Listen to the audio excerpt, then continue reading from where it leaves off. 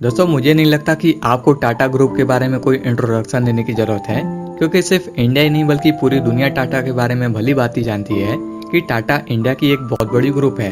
जिसमें कि टाटा की खुद की सैकड़ों कंपनी की अलग अलग ब्रांच है, जो कि आज टाटा की सब कंपनी पूरे दुनिया भर में खूब धूम मचा रही है। और तो और शायद आपको ये ना मालूम हो कि मुंबई के ताज होटल को भी बनाने में टाटा का ही बहुत बड़ा हाथ था, और इन्हीं सब कारणों टाटा को फादर ऑफ इंडियन इंडस्ट्री के भी नाम से जाना जाता है। लेकिन क्या आप जानते हैं कि टाटा कंपनी को किसने और कैसे स्टैब्लिश किया था? और साथ ही साथ एक चीज मैं आपको पहले बता दूं कि आज के इस कहानी में मुंबई के ताज होटल के भी बारे में कुछ इंटरेस्टिंग कहानी छुपी हुई है, तो इसीलिए आज के वीडियो को बिल्कुल ना मिस कीजिएगा। जो कि साथ ही साथ आपको टाटा ग्रुप के बारे में बताऊंगा कि आखिर टाटा कंपनी की शुरुआत किसने की थी। तो दोस्तों, कंपनी की शुरुआत जमशेदजी टाटा ने किया था, जो कि उनका जन्म जब भारत आजाद नहीं हुआ था तब 3 मार्च 1839 को बड़ौदा के नवसारी नाम के एक शहर में हुआ था, जो कि नवसारी अभी के समय गुजरात में है। और जमशेदजी के पिता का नाम नुसरवंजी टाटा और उनके मां का नाम जीवनबाई टाटा था, जो कि जमशेदजी के पिता पारसी समुदाय से बिलोंग करते थे। और उनके इस पारसी समुदाय में कभी भी किसी ने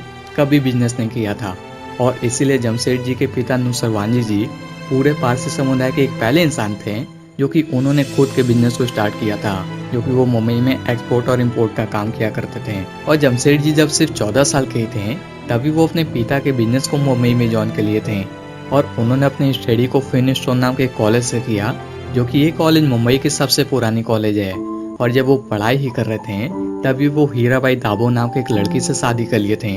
और जब उन्होंने 1958 में अपने ग्रेजुएशन को कंप्लीट कर लिया, फिर उसके बाद वो पूरी तरह से अपने पैर को खुद के बिजनेस में जमाना चाहते थे। लेकिन उस टाइम पे नए बिजनेस को स्टैब्लिश करना एक बहुत बड़ी चुनौती की बात होती थी, क्योंकि आप सभी जानते हैं कि उस टाइम सभी भारतीयों को अंग्रेज के गुलाम रखकर और उनके कानून के हिसाब से चलना पड़ता था। लेकिन जमशेदजी अपने पिता के बिजनेस को एक अलग स्तर पर ले जाना चाहते थे, इसलिए वो इंग्लैंड, चाइना, यूरोप, अमेरिका सब जगह अपने पिता के बिजनेस के ब्रांच को स्टैब्लिश करना चाहते थे। जो कि जमशेदजी इंग्लैंड, चाइना, अमेरिका सब जगह भ्रमण भी कर रहे थे, और वो अपने जिंदगी के पूरे 29 साल तक अपने पिता के बिजनेस में काम करते रहे। फिर उसके बाद उन्होंने कैसे न कैसे करके 1868 में उस टाइम सिर्फ 25,000 रुपए की मदद से खुद की एक ट्रेडिंग कंपनी को स्टैब्लिश किए, और उन्होंने मुंबई में 1869 में एक कंगाल ऑयल मिल को खरीदा। मतलब कि वो ऑयल मिल पहले जिसकी थी वो मिल पूरी तरह से कंगाल हो चुकी थी, और जमशेदजी ने उस ऑयल मिल को कॉटन मिल में तब्दील कर दिया,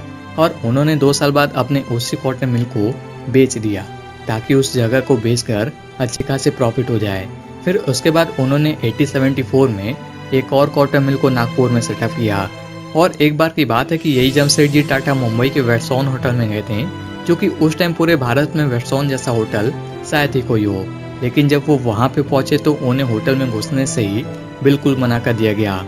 और यहाँ तक कि माना जाता है कि उस होटल के गेट पर कुछ इस तरीके से लाइन लिखी गई थी कि कुत्तों और भारतीयों का प्रवेश करना मना है। और जब जमशेदजी ने कुछ ऐसा देखा तो उन्होंने उस भेदभाव को मिटाने के लिए ये चाहा कि उस होटल से कई गुना ज्यादा अच्छा होटल खुद की होटल को तैयार करेंगे, जो कि ये उनकी लाइफ का एक बहुत बड़ा सपना था। और साथ ही साथ उनकी लाइफ का एक और बड़ा सपना था कि वो इंटरनेशनल लेवल पे आयरन और स्टील कंपनी को स्टैब्लिश करेंगे, और एक वर्ल्ड क्लास की लर्निंग इंस्टीट्यूट को भी स्टैब्लिश करेंगे, और तो और एक हाइड्रो इलेक्ट्रिक प्लांट को भी स्टैब्लिश करेंगे। और दुख और घर की बात यह कि उन्होंने अपने जीते जीते ये सब चीज़ों तो स्टैब्लिश नहीं कर पाए, लेकिन उनके लाइफ का जो सबसे बड़ा भेदभाव को मिटाने का सपना था, उन्होंने अपने जीते जीते उस सपना को पूरा कर लिया था।